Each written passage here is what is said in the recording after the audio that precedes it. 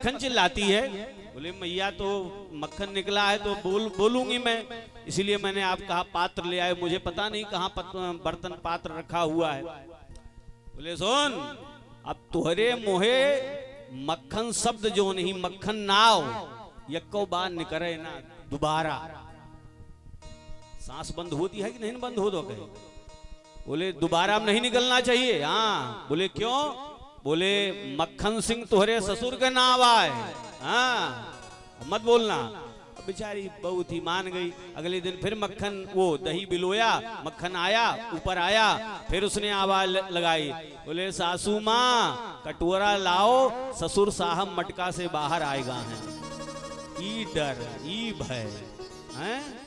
वैसे एक बात है तिवारी जी, यस सास यहाँ ना हुई है।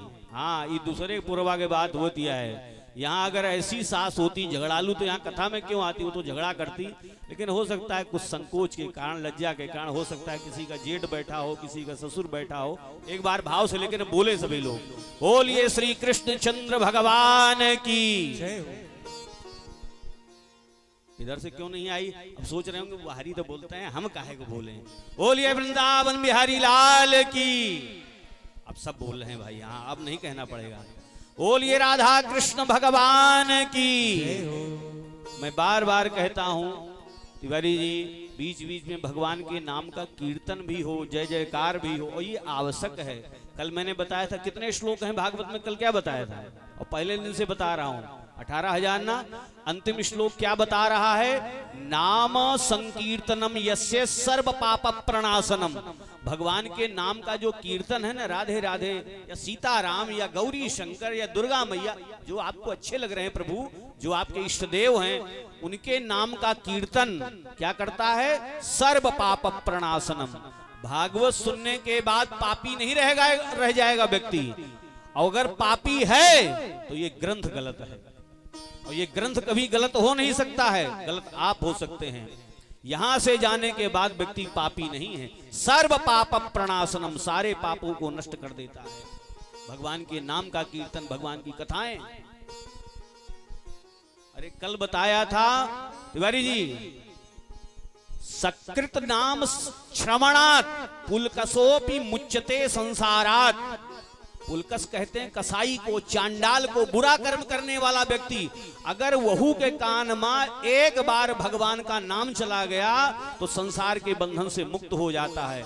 हम लोग तो भाव से यहाँ आए हैं भगवान की कथाओं को सुनने के लिए। हम लोगों को कल्याण में कोई संदेह है? तो बहु जी ने सोचा तो महाराज बहुत होएगा, अब घरे जाई, फिर हमारा तो कल्याण हो ही जाए। देखो मुक्ति अजामिल पापी को भी मिल गई है ना, गणिका वेश्या को भी। मुक्ति के चक्कर में ना पड़ो, मुक्ति तो पीछे पीछे आ रही है, लेकिन जो भक्ति में आनंद है, यहाँ बैठ करके प्रभु का चरित्र सुन रहे हैं, ये आनंद अजामिल को नहीं मिल पाया। ये आनंद नहीं मिल पाया, ये आनंद गणिका को नहीं मिल पाया। इसीलिए मुक्ति की अपेक्षा ना करके भक्ति की अपेक्षा करते हैं कि भक्ति मिले हमें, जो है बार बार। आइए अब कथा प्रसंग आगे का जो है, भगवान ने सोचा कई लीलाएं हैं भगवान के माखन चोरी की, अब उसको बताते रहेंगे तो समय इसी में जाता रहेगा। एक छोटी सी लीला है और सुन लीजिएगा। एक जनी गोपी रही, उनको भगवान कृष्ण आज दिन में दर्शन दिए नहीं। सोचे मैं कैसे जाऊं, तो गई यशोदा मैया के पास। मैया हमें घर में लीपय का है, तो थोड़ा गौशाला से हमें गोबर दे दो। तो यशोदा जी ने कहा 9 लाख गाय हैं हमारे यहाँ, जितना मर्जी आए, क्या पूछ रही है, जा ले जा। तो भगवान गए पीछे पीछे, बोले मैया ये ज्यादा ना भर लिए अपने टोकरी में, चेक करेंगे हम। भगवान भी पीछे पीछे गए, इसीलिए आई है गोपी, नहीं तो गोबर तो उसके घर में है। तो गए भगवान गौशाला में, और ये गोबर भर रही है, भगवान को देखती जा रही, गोबर भरती जा रही, और गोबर ज्यादा हो गया, अब उठबे न करे, गोबर भारी होता है। बोले कन्हैया ऐसा है, थोड़ा सा ये टोकरी उठा दो, हमारे सिर पे रख दो। भगवान कहा लगे तो हाँ नौकरहन का, ये हम टोकरी उठा देंगे। बोले अच्छा कुछ मांग लो, ले लो उसके बदले में। बोले हाँ मक्खन चाहिए हमें। बोले ठीक है। बोले हम, भगवान ने कहा हम अभी पढ़े लिखे नहीं हैं। बोले फिर रजिस्टर ले आओ, उसमें लिखते जाओ कितनी बार उठाया, कितनी बार क्या किया। तो क्या किया उस गोपी ने, एक गोबर लेके एक बुंदा लगाए दी भगवान के मुँह में। बोले यक जौनी गोबर उठाए हुआ फिर आई, अब वो दर्शन करना है इसी चटपटी में फिर आई हो। बोले और फिर भगवान को देख देख करके गोबर भर रही है, गोबर ज्यादा हो गया। बोले कन्हैया फिर उठाओ। बोले हिसाब किताब, बोले एक बूंदा और लगाओ। तो पूरे करते करते कई बार गोबर लेने आई और भगवान के मोहे भरमा गोबर है गोबर लाल। और सब गोपियां बाद में आई, बोले मैया देख तेरे लल्ला की क्या स्तुति है, पूरा तेरा लल्ला गोबर गणेश है। बोलिए कृष्ण चंद्र भगवान की जय। ये सब बाल लीलाएं हैं। अपने गिरधारा का लीला देख के तो मन ही बड़ा खुशी हुआ है। हमारे छगनु हमारे मगनु बड़ा उचकत है। और भगवान की लीलाओं में आनंद लें तभी कल्याण होता है। बच्चे से भी प्रेम करें, ही नहीं हम कहा कि उसको छोड़ दीजिए, लेकिन कल्याण अगर मंगल होना है तो भगवान के चरित्रों से होगा। आइए अब ध्यान दीजिएगा। भगवान ने सोचा ब्रज की जो रज है, ब्रज की जो माटी है, इसका भी स्वाद लेना चाहिए। तो मित्रों के साथ खेल रहे हैं, अग्रज बलराम जी भी हैं। तो क्या किया भगवान ने, मिट्टी उठाई, उठा करके अपने मुख में रख लिया। किसने देखा? बड़े भैया बलराम ने देखा और भगवान के मित्र श्रीदामा ने देखा। ये जाए कि शिकायत करने पहुंच गए मैया के पास। अरे मैया, यशोदा जी ने कहा क्या हुआ बलराम? बोले कन्हैया माटी खा रहा है मैया। अच्छा, छड़ी लेकर के यशोदा जी आगे बढ़ी और भगवान का कान पकड़ लिया। क्यों रे कन्हैया? ऐसा शब्द बोल रही यशोदा जी। तिवारी जी 17 पुराण और भी हैं, उन 17 पुराणों में नहीं है, चारों वेदों में नहीं, उपनिषदों में नहीं है। जैसा शब्द यहाँ पर यशोदा जी 18वें पुराण भागवत में बोल गई। क्या कहा भगवान को? कस्मान मृद मदांतात्मन भवान भक्षितवान रह वदंति तावकाहेते कुमारास्ते ग्रजोप्ययम कुमारास्ते ग्रजोप्ययम। क्या लिखा है? कस्मान मृद मदांतात्मन। अब इस श्लोक को तोड़िए, शब्दों को तोड़िएगा। कस्मान मृदम अदांतात्मन। अब अदांतात्मन शब्द है, अदांतात्मन माने चटोरा होता है। हमारे भगवान चटोरा हो गए। लियो यशोदा जी चटोरा बोलती हैं, और नहीं तो भगवान के सामने हाथ जोड़ करके भक्त खड़ा होता है। प्रभु निखिल ब्रह्मांडाधीश्वर सर्वनियामक सर्वनियंता जगदाधार, दुनिया के विशेषण लगाता है भगवान की सेवा में। और ये कहती हैं यशोदा जी, कहते हैं क्यों रे चटोरे, तूने माटी खाई? भगवान ने कहा नहीं भैया, माटी नहीं खाई मैंने। बोले तेरा अग्रज बलराम और तेरा मित्र श्रीदामा बता रहा है तूने माटी खाई। बोले मैया सब झूठा है। यशोदा जी ने कहा हाँ हाँ सब झूठा है, ये राजा हरिश्चंद्र के दूसरा अवतार तोहरे रूप में बा है ना, तुम ही सत्यवादी, बाकी सब झूठ बोल रहे हैं। बोले मैया सोन, ना हम भक्षितवान अम्ब, हे अम्ब, हे मैया मैंने माटी नहीं खाई। ना हम भक्षितवान अम्ब सर्वे मिथ्याभिशंसिनः, सब मिथ्या बोलते हैं, झूठ बोलते हैं। ना हम भक्षितवान अम्ब सर्वे मिथ्याभिशंसिनः, यदि सत्य गिरस्तर्हि समक्षम पश्य मे मुखम, समक्षम पश्य मे मुखम। मैया मैं वाक्य प्रमाण नहीं दे रहा हूं, मैं प्रत्यक्ष प्रमाण दूंगा तो तुझे विश्वास होगा। मुख खोल रहा हूं, माटी खाई होगी तो मुख में मेरी मिट्टी होगी तो समझ जाएगी मैंने माटी खाई कि नहीं खाई। हाँ ठीक कहता है कन्हैया, जरा मुख खोल। तो भगवान ने माटी तो खाई है।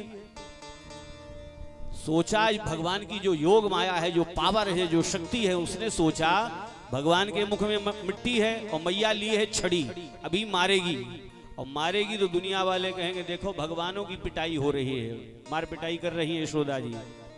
तो योग माया भगवान के मुख में प्रकट हो गई और जैसे मुख खोला भगवान ने, पूरी दुनिया दिखाई दे रही है। भगवान के मुख में नदी, पर्वत, पहाड़, बाग, बगीचा, वन, सूर्य, नक्षत्र, तारे सब दिख रहे हैं। यशोदा जी ने अपने आप को देखा, गोकुल को देखा, अपने आप को देखा। अरे राम राम, ये सब क्या दिखाई दे रहा है मेरे कान्हा के मुख में? अरे गर्गाचार्य जी ने कहा था ये नारायण के समान गुण वाला है, अर्थात ये नारायण ही तो नहीं। तो भगवान का चरण बंदन करने के लिए आगे बढ़ी यशोदा जी की भगवान है। तुरंत भगवान ने हाथ पकड़ लिया, मैया क्या कर रही है? लल्ला तू भगवान है ना? अरे मैया तेरी बुढ़ापे की आंखें हैं, मैं कहाँ भगवान, मैं यहाँ भगवान बनने नहीं आया माँ, मैं तेरा लाल। बोले तेरे मुख में, बोले मैया मैं दोबारा मुख खोल रहा हूं जरा तू देख। योग माया से कहा अब हट जाओ, वहां कुछ मत रखो। तो जैसे योग माया हटी, भगवान ने मुख खोला, वहां कहीं कुछ नहीं है। और जितना यशोदा जी ने देखा था ये दृश्य पहले, सूर पर्वत नक्षत्र तारा मंडल सब, भगवान ने योग माया से कहा सब भूल जाएं यशोदा जी, मैया सब भूल जाएं। सब भुला दिया, यशोदा जी भूल गई और दौड़ करके भगवान को अपने गोद में गले से लगा लिया। अरे तू तो मेरा लल्ला है, मेरा कन्हैया, तू भगवान थोड़ी ना है। तिवारी जी हमारे भगवान रोवे लागे, नेत्रों में आंसू समुच्छलित हो गए भगवान के। मैया अब कभी मुझे भगवान मत बनाना, भगवान मत बनाना मैया, मैं यहाँ भगवान बनने नहीं आया, तेरा वात्सल्य तेरा प्रेम प्राप्त करने के लिए आया। भगवान बन करके तेरा प्रेम नहीं मिल पाएगा। ऐसे कह के रोते हैं भगवान। तिवारी जी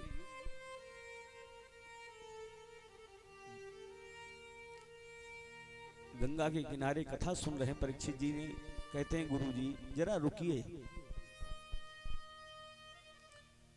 यशोदा जी पहले जन्म में काव पुण्य कमाए रही कि भगवान इनके गोद में आए गए। नंद बाबा ने क्या पुण्य कमाया, तो यहाँ बताया सुखदेव भगवान ने, राजन ये जो नंद यशोदा हैं पूर्व जन्म के नंद बाबा द्रोण नाम के बसु थे, द्रोण नाम के बसु। उनकी पत्नी का नाम था धारा, तपस्या किया, भगवान आए, बताओ क्या चाहिए। बोले भगवान हमारे पुत्र बन जाए इसीलिए हमने तप किया। बोले जाओ पुत्र बनेंगे। तो यही द्रोण बसु, नंद बाबा, धरा पत्नी यशोदा, वो पूर्व जन्म की तपस्या, ये कथा भागवत में लिखी है। तिवारी जी हमारे गुरु जी जो वृंदावन वाले महाराज एक कथा और सुनाते थे, वो भी आप लोग सुने। एक गांव में ब्राह्मण थे, ब्राह्मण देवता, उनका विवाह हुआ, ब्राह्मणी आ गई, धर्मपत्नी आ गई, दोनों भक्त। ब्राह्मणी ने कहा स्वामी सामान्य बच्चा तो हर माँ को हो जाता है, हर स्त्री को हो जाता है, मैं चाहती हूँ भगवान मेरे गोद में आए, भगवान मेरे पुत्र बने। नंद यशोदा के पूर्व जन्म की बात हो रही है, ये दूसरी कथा है। तो पति ब्राह्मण ने कहा देवी इसके लिए तो तपस्या करना पड़ेगा, तभी तो आपके भगवान पुत्र बनेंगे। तो पति पत्नी गए जंगल में, कुटिया बना करके तप करने लग गए, भजन करने लग गए। साधु संत आते, तो ब्राह्मण ने कहा देवी आप कोई साधु संत ब्राह्मण आए तो भोजन भी करा दिया करो। तो पत्नी ने कहा अन्न कहाँ मिलेगा, तो अन्न आसपास के गांव से मांग करके लाते ब्राह्मण भिक्षा। तो ये ब्राह्मणी बनाती, भोजन सिद्ध करती।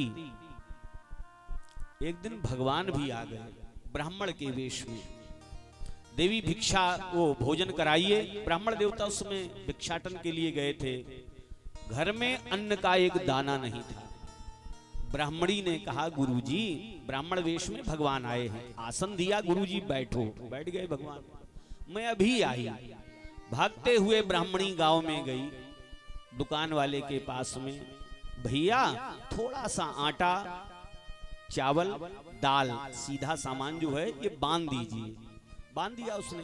अब ब्राह्मणी लेके चलने लग गई। दुकान वाले ने कहा देवी रुको रुको जरा, इसका दाम दीजिए, इसका पैसा लगेगा। भैया दाम तो नहीं है मेरे पास, तो दाम नहीं तो रख दो मेरा सामान, ये दुकान है, फ्री में बांटने की जगह नहीं है, रखो उसको। रख दिया। बेचारी ब्राह्मणी ने सोच रही मेरे घर में अतिथि आए हैं, कैसे होगा इनका आतिथ्य। अब थोड़ी देर खड़ी रही तो दुकान वाले ने ब्राह्मणी का चेहरा देखा। अब तपस्या है, अपार तेज ब्राह्मणी के मुख पर। अब वो उसके दुकान वाले के मन में कुछ गलत भावनाएं, काम विकार आ गया। तो उसने कहा ऐसा है देवी सामान पूरा ले जाओ, तो अपनी छाती हमें प्रदान कर दो, स्तन हमें प्रदान करो। उसके मनोभाव को समझ गई ब्राह्मणी। वहीं एक चाकू पड़ा हुआ था, चाकू उठाया, अपने स्तनों को काट दिया ब्राह्मणी ने। भैया यही मांस का लोथड़ा चाहिए ना, मांस का पिंड लो, लेकिन ये सीधा सामान हमें दो। और वो सीधा सामान लेकर के भागी। रक्त शरीर से गिर रहा है। कुटिया तक पहुंचते पहुंचते वो ब्राह्मणी मूर्छित हो गई, गिर गई। स्वयं ब्राह्मण के रूप में परमात्मा था वो, और जल के छींटे दिए। जब ब्राह्मणी को चेतना आई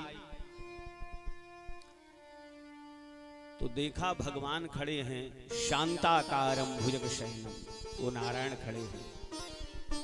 भगवान के आंखों से आंसू समुच्छलित हो रहे हैं, अश्रुवर्षण हो रहा है। ब्राह्मणी उठ बैठी, प्रभु कुछ गलती हो गई क्या मुझसे? भगवान और रो रहे हैं। बोले मां, ब्राह्मण वेश में मैं स्वयं आया था अभी आपकी परीक्षा लेने के लिए। आपने मुझे भोजन कराने के लिए अपनी इज्जत को दांव पे लगा दिया, स्तनों को काट दिया। तो जाओ मां, आज ये नारायण वचन दे रहा है, द्वापर के अंतिम चरण में मेरा कृष्ण अवतार होगा देवकी वसुदेव के यहाँ। लेकिन मां ये मेरा वादा है, मेरा संकल्प है, मेरी प्रतिज्ञा है, दूध पीऊंगा तो इसी छाती का पीऊंगा। ये मेरा वादा है, मेरा संकल्प है। यही ब्राह्मणी आकर के यशोदा रूप में, और वो ब्राह्मण देवता